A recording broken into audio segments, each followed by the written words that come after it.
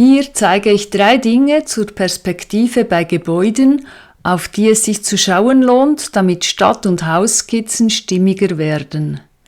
Das sind auch schon die ganzen Perspektivegrundlagen, die man fürs Zeichnen nach Beobachtung braucht und die ich auch in meinen Urban Sketching Kursen vor Ort zeige. Bei der Perspektive trickt uns unser Gehirn ja gern aus, weil das, was wir aus Erfahrung im dreidimensionalen Raum wissen, zum Beispiel was gleich hoch ist, optisch auf zweidimensionalem Papier einfach nicht so aussieht. Und deshalb macht es Sinn, diese 3 Faktoren zu kennen. Wenn wir also wissen, worauf achten, können wir alles nach Beobachtung zeichnen. Ich schaue auf die Augenhöhe, die Fluchtlinien, also zum Beispiel Dinge, die eigentlich auf gleicher Höhe liegen wie Fensterreihen oder Dächer, und ob ich eine Tür, ein Fenster, einen Balkon oder so von links oder rechts, von oben oder unten sehe. In diesem Video mache ich die Augenhöhe gelb, Fluchtlinien, die scheinbar von oben nach unten kommen, orange, und Fluchtlinien, die scheinbar von unten nach oben verlaufen, blau. Hier auf diesem flachen Platz beim Bahnhof Bern sieht man jetzt die Augenhöhe, die auf dem ganzen Platz auf der gleichen Höhe ist, weil ich auch diese Augenhöhe hatte, als ich das Foto stehend aufnahm. Die Füße erscheinen nicht auf gleicher Höhe, weil sie unterschiedlich weit weg sind. Darauf komme ich gleich noch zurück. Wenn man Dinge, die gleich weit oben sind, zum Beispiel Fensterreihen ansieht oder die Dachkante vom Haus, dann sieht man, wie da sogenannte Fluchtlinien scheinbar von oben hinunter verlaufen und sich auf der Augenhöhe treffen. Was wir wissen, sie sind gleich hoch oben, ist nicht dasselbe, was wir sehen. Die Fluchtlinien, die zur Augenhöhe hinunter oder hinauf verlaufen. Es ist ganz wichtig zu wissen, dass uns da die Erfahrung austricksen könnte und besonders sorgfältig hinzuschauen. Und dann gibt es eben auch Fluchtlinien, die scheinbar von unten nach oben auch auf die Augenlinie zulaufen, wenn man zum Beispiel die Unterkanten von den Häusern anschaut oder wie die Tramschienen verlaufen. In dieser alten Skizze habe ich vor dem Zeichnen die Fluchtlinien mit Bleistift angedeutet, weil sie auch eine große Hilfe sind, um die Fenster dann zwischen den Fluchtlinien einzuzeichnen. Was ich hier zu wenig beachtet habe, so wie die Fenster in der Distanz, in der Höhe kleiner werden, werden sie auch schmaler. Sie müssten also noch näher zusammenkommen und hinten noch schmaler sein. Hier sieht man nochmals Fluchtlinien, die scheinbar von oben hinunterkommen, Fluchtlinien, die scheinbar nach hinten hinaufgehen und sie treffen sich auf der Augenhöhe. Und hier sehen wir ein ähnliches Phänomen wie vorhin bei den Füßen. Zum Beispiel dieses vierstöckige Haus da hinten steht auf gleicher Ebene wie die vorderen Gebäude. Aber weil es weiter hinten ist, erscheint es höher im Bild, sogar höher als diese 4 Stockwerke hoch sind. Das ist ein optisches Phänomen, das wir bei allem beobachten können. In Städten, Dörfern und Innenräumen fällt es einfach besonders auf. Mit dem Modell der Fluchtlinien können wir das besser sehen und abschätzen, weil diese Linien ja Punkte auf gleicher Höhe verbinden und wir wissen, dass sie in der Distanz zur Augenhöhe hin verlaufen. In dieser Skizze hier sind jetzt kaum Fluchtlinien sichtbar, aber durch die Staffelung hintereinander und weil die Dinge weiter hinten auch weiter oben, also eben wie im Beispiel, und kleiner sind, ahnt man schon, dass es links weiter nach hinten geht.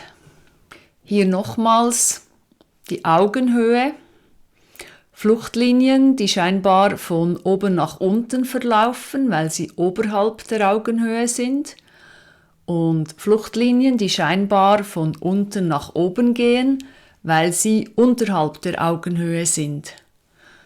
Und hier kommt jetzt noch eine andere Ebene, die einen anderen Fluchtpunkt hat, und zwar von dieser schrägen Hauswand da vorne rechts. Das gibt einen Fluchtpunkt, der auch auf der Augenhöhe liegt, aber links außerhalb vom Bild. Die Fluchtlinien sind hier rosa eingezeichnet. Wenn die Wände nicht parallel sind, hast du so viele Fluchtpunkte, wie du Richtungen hast. Also je nachdem, wie viele Ebenen man hat, gibt es auch so viele Fluchtpunkte. Aber eigentlich genügt es einfach zu schauen, was da sichtbar ist und auf die 3 Punkte, wo uns die Augen respektive das Hirn täuschen, zu achten. Hier zum Beispiel war mir das zu komplex mit allen Fluchtlinien. Aber ich sah, es ist alles über Augenhöhe und alles links von meinen Augen und so konnte ich einfach zeichnen, was ich sah.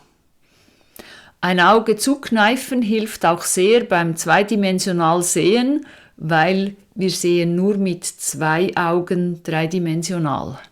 Also ein Auge hilft schon sehr einfach beim flächigen Sehen. Zurück an die freie Straße. Wenn wir etwas weiter nach links blicken, da haben wir jetzt 2 Fluchtpunkte, weil wir von der Ecke her aufs Haus schauen. Wir sehen also 2 Wände von diesem Haus. Das sind 2 Flächen mit je eigenen Fluchtlinien.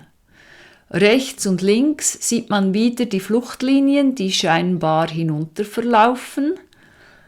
Und jetzt kommen die scheinbar nach oben verlaufen. Hier kommen Beispiele zum 3. Punkt, welche Seiten man von Fenstertüren und Balkonen sieht. Manchmal vereinfacht man ja, man hat nur eine Linie, da spielt das keine Rolle, aber wenn wir es von näher sehen oder betonen möchten, dann macht das Sinn, darauf zu schauen. Hier habe ich das Nachbarhaus vom Dachboden aus fotografiert und von hier sehen wir von oben auf die Fenstersimse, deshalb sehen wir sie auch von oben. Bei allem, was rechts von den Augen ist, sehen wir die rechte Fensterleibung und was links vom Auge ist, da sehen wir die linke Seite. Da täuschen sich auch viele und zeichnen von links bis rechts die gleiche Seite der Fensterleibung. Das sieht aber nur so aus, wenn das ganze Gebäude ganz auf einer Seite vom Gesichtsfeld ist, also zum Beispiel alles links, wie im vorherigen Skizzenbeispiel mit all den Lukarnen auf dem Dach. Die Balkone sind von meinem Balkon aus fotografiert, der etwa in mittlerer Höhe war. Was oben an den Augen ist, da sieht man den Balkon von unten, man sieht also an die Decke. Und was unterhalb der Augen ist, da sieht man auf den Balkonboden hinab. Auf meinem Stockwerk habe ich die Augen zwischen dem Boden und der Decke von meinem Balkon und ich sehe von da aus sowohl den Boden als auch die Decke von den Nachbarbalkonen. Eine Herausforderung kann dieser Winkel beim Dach sein, wenn wir von unten schauen. Für viele Menschen ist es schwierig zu sehen, dass dieser Winkel da, wo wir wissen, das ist ein Winkel, der gefühlt hinunter zeigt, eben flach oder sogar nach oben zeigend aussieht. Wenn wir nahe bei einem Gebäude sitzen, sehen wir oft nur unter und nicht auf das Dach und die Winkel können sehr überraschend sein. Hier lohnt es sich wirklich sehr genau hinzuschauen und eventuell mit der ausgestreckten Hand den Winkel zu überprüfen. Es gibt verschiedene Tricks, um beim Zeichnen Winkel, Richtungen und Proportionen besser sehen und einschätzen zu können. Schreibt doch in die Kommentare, wenn ihr dazu Fragen habt. Ich mache dazu ein weiteres Video oder später ist es dann hier oben verlinkt. Es genügt also zu schauen, wo ist die Augenhöhe, wie verlaufen die Fluchtlinien und welche Seite sehe ich. Eine gute Sehübung könnte sein, mal im Alltag auf diese 3 Punkte zu achten in einer Häuserzeile, aber nicht beim Auto- oder Velofahren. oder ein Bücherregal anzusehen, welche Seiten sind wo sichtbar, oder im Bad oder WC die Plättli, wie verlaufen die Fugen beim Stehen, wie verlaufen sie beim Sitzen, oder in einer Zeitung die Fluchtlinien mit Farbstift einzeichnen. Das alles hilft, das Sehen zu üben, sehen, was wir wirklich sehen, uns bewusster zu werden, wo wir uns gerne täuschen, was optisch anders erscheint, als was wir aus Erfahrung wissen. Wenn dir das Video gefallen hat, freue ich mich über einen Daumen hoch oder wenn du es teilst. Und wenn du keine weiteren Videos verpassen möchtest, abonniere doch diesen Kanal. Hier geht's weiter zu weiteren Urban Sketching Tutorials, hier zu eher gemütlichen Zeichenvideos und dieses Video könnte dich auch interessieren. Viel Spaß beim Sehen, Zeichnen und Entdecken.